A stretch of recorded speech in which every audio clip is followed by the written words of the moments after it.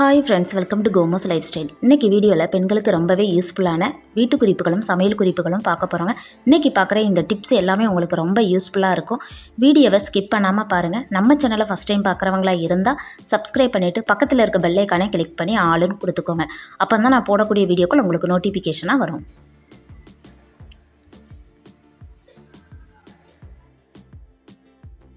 First tip என்னென்னா, இந்த மாதிரி நான் ஸ்வீட் பாக்ஸ் எடுத்திருக்கேங்க. இந்த பாக்ஸ் பார்த்தீங்கன்னா நம்ம ஹோட்டலில் சாப்பாடு வாங்கினாலும் கொடுப்பாங்க. அதே மாதிரி ஸ்வீட் கடையில் ஸ்வீட் எதுவும் வாங்கினாலும் இந்த மாதிரி பாக்ஸ் கொடுப்பாங்கங்க. இனிமேல் இந்த பாக்ஸை நீங்கள் தூக்கி தூர போட்டுறாதுங்க.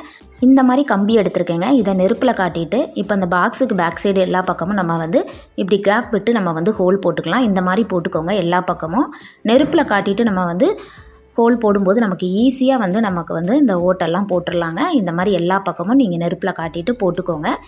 இப்படி நெருப்பில் காட்டிட்டு போடும்போது நமக்கு போடுறதும் ரொம்ப ஈஸியாக இருக்கும். இப்போ நான் எல்லா பக்கமும் பேக் சைடில் போட்டுட்டேங்க.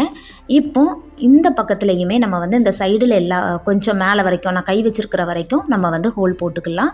இந்த மாதிரி நெருப்பில் காட்டிட்டு நான் இப்படி போடுறேன்னா இந்த மாதிரி போட்டுக்கோங்க. இந்த டிப் உங்களுக்கு ரொம்ப ரொம்ப யூஸ்ஃபுல்லாக இருக்குங்க. இந்த மாதிரி நான் எல்லா பக்கமுமே நான் போட்டுக்கிறேன். பாருங்கள், இந்த மாதிரி நல்லா சுற்றி சுற்றி போட்டுக்கோங்க. நான் இந்த அளவுக்கு போட்டிருக்கேன். இந்த மாதிரி போட்டுக்கோங்க. அப்போ தான் நமக்கு ரொம்ப இதை யூஸ் பண்ணுறதுக்கு நல்லாயிருக்கும். இப்போ மேலே இந்த சைடில் மேல் பகுதியில் நான் ஒரு 2 ஹோல் போட்டுக்கிறேன். நான் போடுற மாதிரி இந்த மாதிரி போட்டுக்கோங்க. இதில் நம்ம நூல் கட்ட போகிறோம். இந்த மாதிரி நான் ஹோல் போட்டுட்டேன்.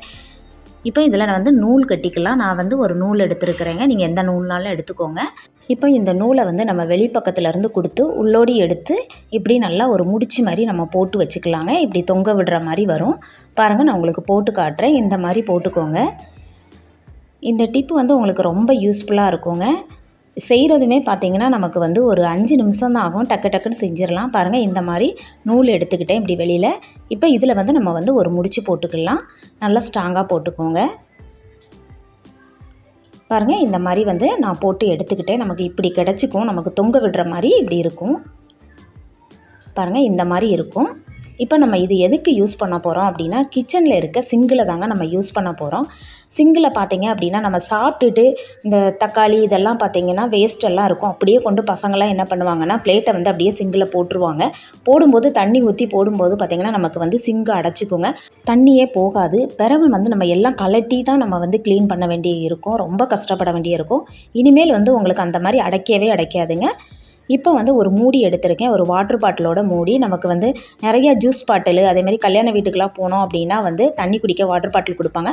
அதோட மூடி தான் எடுத்திருக்கேன். இதில் டபுள் சைடு செலோடாப் ஒட்டியிருக்கேங்க. இந்த மூடிக்கு பேக் சைடு ஒட்டிக்கோங்க. இப்போ சிங்கு பக்கத்தில் இந்த டைல்ஸில் இந்த டபுள் சைடு செலோடாப்பை நம்ம வாட்டர் பாட்டில் மூடியில் ஒட்டியிருக்கோம்ல, இதை இப்படி நம்ம ஒட்டிக்கலாம். இது ஸ்ட்ராங்காகவே நிற்குங்க இந்த டைல்ஸில். இப்போ நம்ம ரெடி பண்ணி வச்சுருக்கிற இந்த ஸ்வீட் பாக்ஸை இதில் நம்ம நூல் கட்டி வச்சுருக்கோம்ல, இதில் தொங்க விட்டுக்கலாம். இப்போ பார்த்தீங்க அப்படின்னா நமக்கு வேஸ்ட்டான குப்பையெல்லாம் இதில் நம்ம தூக்கி போட்டுக்கலாங்க. நமக்கு ரொம்ப யூஸ்ஃபுல்லாக இருக்கும். இனிமேல் நம்ம சிங்கு அடைக்கவே அடைக்காது. நம்ம சாப்பிட்டுட்டு அந்த கழிவெல்லாம் இதோட தண்ணியோடு சேர்த்து ஊற்றும் போது நமக்கு தண்ணி மட்டும் வெளியில் வரும். அந்த தக்காளி அந்த வெங்காயம் எல்லாமே அப்படியே இந்த ஸ்வீட் பாக்ஸுக்குள்ளே தேங்கிக்கோங்க. பாருங்கள், நாங்கள் சாப்பிட்டுட்டு வச்சுருக்கிறேன். இப்போ இதில் ஊற்றுறேன். உங்களுக்கு பாருங்கள், எந்த ஒரு வேஸ்ட்டுமே நமக்கு வெளியில் வரலை. எல்லாமே அந்த பாக்ஸுக்குள்ளே தான் நமக்கு உள்ளே இருக்குது. இதை நீங்கள் டஸ்ட்பினில் தட்டுறதுக்கு உங்களுக்கு ரொம்ப ஈஸியாக இருக்கும். நமக்கு சிங்கு அடைக்கவே அடைக்காதுங்க. இந்த டிப் உங்களுக்கு ரொம்ப ரொம்ப யூஸ்ஃபுல்லாக இருக்குங்க. இல்லை நீங்கள் வாட்டர் பாட்டில் மூடி இந்த மாதிரி நூல் கட்டி போட முடியாது அப்படின்னா சிங்கு பக்கத்துலேயே இந்த பாக்ஸை வச்சுக்கோங்க. இந்த டிப்பு பிடிச்சிருந்ததுன்னா ஒரு லைக் கொடுத்துக்கோங்க. அடுத்த டிப்பு நான் இட்லி மாவு எடுத்திருக்கேங்க. தோசை மாவு எடுத்துக்காதங்க. இட்லி மாவு நமக்கு மாவு நல்லா திக்காக இருக்கணும். அதனால் இட்லி மாவு எடுத்துக்கோங்க. இதில் கொஞ்சமாக உப்பு சேர்த்துக்கோங்க. நான் உப்பு ஏற்கனவே சேர்த்துருக்கிறதுனால நான் இப்போ ஒன்றா கலந்து விட்டுக்கிறேன். உங்களுக்கு தேவைப்பட்டால் நீங்கள் ஆப்ப சோடா சேர்த்துக்கோங்க. அது நல்லதில்லை, அதனால் நான் சேர்த்துக்கலை. இப்போ மாவு நமக்கு ரெடியாக இருக்குது. அடுத்தல தேங்காய் சேர்த்துருக்கேங்க. 1 கப் தேங்காய். இதில் 2 ஏலக்காய் சேர்த்துக்கிறேன். இப்போ இதை நம்ம தேங்காய் பால் எடுத்துகிட்டு வந்துடலாம். பாருங்கள், நான் தேங்காய் பால் எடுத்துட்டேன். இப்போ தேவையான அளவு சர்க்கரை சேர்த்து ஒன்றா கலந்து விட்டுக்கலாம். நான் ஒயிட் சுகர் தான் சேர்த்துருக்கிறேன். நீங்கள் நாட்டு சர்க்கரைனாலும் சேர்த்துக்கோங்க. இப்போ சேர்த்து நல்லா நம்ம சர்க்கரை கரைகிற மாதிரி நல்லா கரைச்சி எடுத்துக்கலாம். இப்போ நமக்கு தேங்காய் பாலுமே ரெடி ஆயிடுச்சுதுங்க. ஒரு ஸ்வீட் ரெசிபி தான் நம்ம செய்ய போகிறோம். ரொம்ப ஈஸியாக செஞ்சிடலாம். பசங்க ஸ்கூல் விட்டு வரதுக்குள்ளே நம்ம இந்த மாதிரி ரெடி பண்ணி வச்சோம்னா பசங்களுக்கு ரொம்ப பிடிக்குங்க. நமக்கு வேறு எந்த ஒரு மாவுமே நம்ம ரெடி பண்ணாண்டா இட்லி மாவு நம்ம வீட்டில் இருந்தால் போதுங்க. இப்போ எண்ணெய் வந்து காய வச்சுருக்கிறேங்க, நல்லா சூடாகிருச்சுது. இந்த மாதிரி ஒரு கரண்டியோ இல்லைனா கைட்ட கூட மாவை வந்து எடுத்து போட்டுக்கலாம். நான் அந்த மாதிரி சின்ன கரண்டி எடுத்துருக்கிறேன். இப்போ மாவை வந்து இந்த மாதிரி கோரி கோரி நல்லா ரவுண்ட் ஷேப்பில் ஊற்றிக்கோங்க. கைட்ட கூட நம்ம வந்து மாவை வந்து எடுத்து போட்டோம் அப்படின்னாலும் நமக்கு வந்து நல்லா வரும். நான் இப்போ இந்த மாவெல்லாம் நான் சேர்த்துக்கிறேன். நல்லா 2 பக்கம் வெந்ததும் நம்ம வந்து இதை வந்து எடுத்துக்கலாம். பால் பணியாரம் தான் செய்கிறோம். இதுக்கு வந்து அரிசியெல்லாம் ஊற வச்சு அரைச்சி பக்குவமாக தான் நம்ம செய்யணும் தேவையே இல்லைங்க. நம்ம வீட்டில் இட்லி மாவு இருந்தாலே போதும். நம்ம வந்து சீக்கிரமாக வந்து இதை வந்து ரெடி பண்ணிடலாம். ஒரு 10 மினிட்ஸ் தான் ஆகுங்க இதை செய்கிறதுக்கு. பாருங்கள், நல்லா வந்து 2 பக்கமும் வந்து திருப்பி விட்டு வேக வச்சு எடுத்துக்கலாம். ரொம்ப டேஸ்ட்டாக இருக்கும். நான் 2வது ஷிஃப்ட்டு இதை வந்து நான் போட்டுக்கிறேன். பண்ணுறதும் ரொம்ப ஈஸி. நம்ம குழந்தைங்களுக்கு இந்த மாதிரி செஞ்சு கொடுத்தோம் அப்படின்னா நமக்கு வந்து ரொம்ப ஈஸியாகவும் இருக்கும், குழந்தைங்களுக்கும் ரொம்ப பிடிக்கும். இப்போ நான் வந்து பொரிச்சு எடுத்த எல்லா பணியாரத்தையுமே நம்ம வந்து இப்போ தேங்காய் பாலில் சேர்த்துக்கலாம். ஒரு 5 நிமிஷம் இதை ஊறினதுக்கப்புறம் நம்ம வந்து குழந்தைங்களுக்கு பரிமாறி கொடுத்தோம் அப்படின்னா ரொம்ப விரும்பி சாப்பிடுவாங்க. தேங்காய் பால் வந்து ரொம்பவே நல்லதுங்க. நமக்கு சளி எதுவும் இருந்ததுன்னா அந்த சளிக்கட்டை எடுக்கிறதுக்கும் இந்த தேங்காய் பால் வந்து ரொம்ப யூஸ்ஃபுல்லாக இருக்கும். குழந்தைங்களுக்கு இந்த மாதிரி கொடுங்கங்க, ரொம்ப நல்லாயிருக்கும், டேஸ்ட்டாகவும் இருக்கும். ஸ்கூல் விட்டு வர்றத குழந்தைங்களுக்கு ஏதாச்சும் வந்து சாப்பிடணும்னு அவங்களுக்கு தோணும். அப்போ நீங்கள் இந்த மாதிரி செஞ்சு வச்சு கொடுத்தீங்க அப்படின்னா அவங்களுக்கு ரொம்ப பிடிக்குங்க. செய்கிறதுக்கும் இந்த டைம் பார்த்திங்கன்னா ரொம்பவே கம்மி தான், 10 நிமிஷம் தான் ஆகும். ரொம்ப ஈஸியான ஒரு ரெசிபி தாங்க. ட்ரை பண்ணி பாருங்கள், உங்களுக்கு ரொம்ப யூஸ்ஃபுல்லாக இருக்கும். வீடியோ பிடிச்சிருந்ததுன்னா நம்ம சேனலை சப்ஸ்கிரைப் பண்ணிக்கோங்க. பாருங்கள், ரெடி ஆயிடுச்சு. நல்லா வந்து ஊறுனதும் நம்ம வந்து இதை வந்து பரிமாறிக்கலாம்.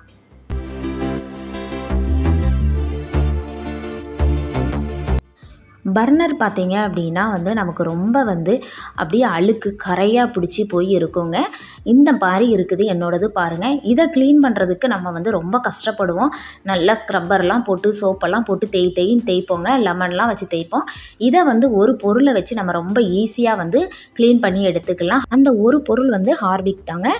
ஹார்பிக் வந்து நம்ம வந்து டாய்லெட் க்ளீன் பண்ண மட்டும்தான் வந்து யூஸ் பண்ணணும் இல்லைங்க. நம்ம வீட்டு டைல்ஸில் விடாப்பிடியான கரை எதுவும் இருந்தால் கூட இந்த ஹார்பிக் வச்சு நம்ம வந்து ரொம்ப ஈஸியாக வந்து க்ளீன் பண்ணிடலாம். இன்றைக்கி நம்ம வந்து பர்னர் தாங்க க்ளீன் பண்ண போகிறோம். 2 பர்னர் எடுத்துருக்கிறேன். ஒரு பாத்திரத்தில் போட்டுட்டு அதுக்கு மேலே வந்து இந்த ஹார்பிக்கை வந்து நம்ம வந்து ஊற்றிக்கலாங்க. ஊற்றும் போதே உங்களுக்கு தெரியும் அந்த கலர் வந்து அந்த பர்னரில் எவ்வளோ சேஞ்ச் ஆகுதுன்னு பாருங்கள். இது வந்து ஒரு 10 நிமிஷம் வந்து ஊறட்டும். ஊறினதுக்கப்புறம் நம்ம வந்து ஒரு ஸ்க்ரப்பர் வச்சு தேய்ச்சோம் அப்படின்னா ஈஸியாக வந்து நம்ம வந்து க்ளீன் பண்ணி எடுத்துடலாம். 10 நிமிஷம் கழிஞ்சதுக்கப்புறம் நம்ம வந்து இதை வந்து பார்க்கலாம். பாருங்கள், நான் ஊற்றும் போதே நான் ஊற்றிட்டு லைட்டாக வந்து நான் கைட்ட தேய்ச்சி விட்றேன். எப்படி வந்து அந்த கலர் போகுதுன்னு பாருங்கங்க. ரொம்ப வந்து ஈஸியாக வந்து நம்ம க்ளீன் பண்ணிடலாங்க. இது ஒரு 10 நிமிஷம் ஊறட்டும். ஊறினதுக்கப்புறம் நம்ம பார்த்துக்கலாம். 10 நிமிஷம் ஆயிடுச்சுங்க. இந்த மாதிரி ஸ்டீல் ஸ்க்ரப்பர் எடுத்துருக்கிறேன். இதை வச்சு நம்ம வந்து லைட்டாக வந்து தேய்ச்சா போதும். ரொம்ப போட்டு இருத்தி தேய்க்கணும்லாம் தேவையில்லை. பாருங்கள், நான் லேசாக தான் தேய்ச்சிருக்கேன். எவ்வளோ கலர் சேஞ்ச் ஆகுதுன்னு பாருங்கள். இந்த மாதிரி வந்து நீங்கள் பர்னர்லாம் க்ளீன் பண்ணினீங்க அப்படின்னா உங்களுக்கு ஈஸியாக வந்து க்ளீன் பண்ணிடலாம். இந்த ஹார்பிக் பார்த்திங்கன்னா அந்த அளவுக்கு வந்து நமக்கு வந்து க்ளீன் பண்ணி கொடுக்குங்க. உங்களுக்கு தெரியுது பாருங்கள், எவ்வளோ வந்து அழுக்காக வந்து கரையாக இருந்தது. இப்போ எவ்வளோ அழகாக வந்து க்ளீன் ஆகுதுன்னு பாருங்கள். நான் லைட்டாக தான் வந்து நான் தேய்க்கிறேன், ரொம்பலாம் அழுத்திலாம் தேய்க்கவே இல்லைங்க. இந்த மாதிரி நீங்கள் க்ளீன் பண்ணி பாருங்கள். நீங்கள் எப்போவுமே இந்த மாதிரி தான் க்ளீன் பண்ணுவீங்க. உங்களுக்கு பிடிச்சிருந்ததுன்னா நீங்கள் வந்து இந்த ஹார்பிக் வச்சு க்ளீன் பண்ணுங்கள். கைட்டை வந்து நீங்கள் வந்து தேய்க்காதங்க. நான் வந்து கைட்டை தான் தேய்க்கிறேன். ஒரு மாதிரி அலர்ஜி மாதிரி ஆயிருங்க. கையெல்லாம் வந்து எரிய ஆரம்பிச்சிடும். நான் வீடியோக்காக தான் வந்து நான் கைட்டை வந்து க்ளீன் பண்ணினேன். பாருங்கள், எவ்வளோ நல்லா பளிச்சுன்னு ஆயிடுச்சுதுன்னு பாருங்கள். உங்களுக்கு பிடிச்சிருந்தது அப்படின்னா வந்து நீங்கள் ஹார்பிக் வச்சு க்ளீன் பண்ணுங்கள். ஆனால் க்ளீன் பண்ணுறது பார்த்திங்கன்னா ரொம்பவே ஈஸியாக வந்து க்ளீன் பண்ணிடலாங்க. எவ்வளோ வந்து ஒரு கரை இருந்தால் கூட வந்து ஈஸியாக க்ளீன் பண்ணிடலாம். இந்த டிப்பு உங்களுக்கு பிடிச்சிருந்ததுன்னா மறக்காமல் வந்து சப்ஸ்கிரைப் பண்ணிக்கோங்க. இன்றைக்கி பார்த்த எல்லா டிப்ஸுமே நீங்கள் ட்ரை பண்ணி பாருங்கள். உங்களுக்கு ரொம்ப யூஸ்ஃபுல்லாக இருக்கும். அப்படி யூஸ்ஃபுல்லாக இருந்துச்சுது அப்படின்னா லைக் பண்ணுங்கள், உங்கள் ஃப்ரெண்ட்ஸ் அண்ட் ஃபேமிலிக்கு ஷேர் பண்ணுங்கள். மறக்காமல் சப்ஸ்கிரைப் பண்ணுங்கள். பக்கத்தில் இருக்க பெல் ஐகானையும் கிளிக் பண்ணி ஆளுன்னு கொடுத்துக்கோங்க. அப்போ தான் நான் போடக்கூடிய வீடியோக்கள் உங்களுக்கு நோட்டிஃபிகேஷனாக வரும். தேங்க்யூ.